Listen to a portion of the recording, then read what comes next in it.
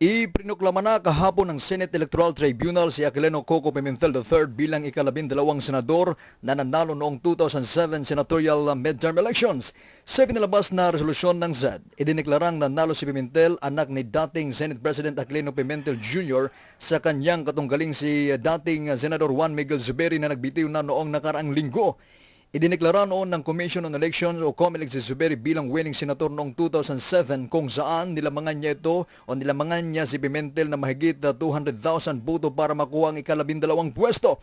Subalit sa isinagawang tabulasyon ng ZED, bunsod sa inihaing protesta ni Pimentel, lumitaw naman na nanalo ito kay Zubiri kung saan nilamangan niya ito ng mahigit 258,000 votes.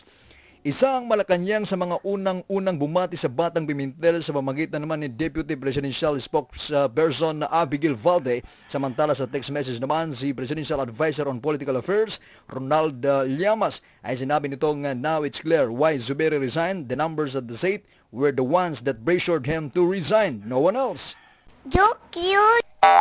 Wow, napakagandang balita to no, on the part ni Senator Coco Pimentel. Well, first of all, I'd like to congratulate Senator Coco Pimentel dahil matapos ang 4 na taon na paghintay niya, na pagipaglaban na siya, sinabi niya na siya yung panalo.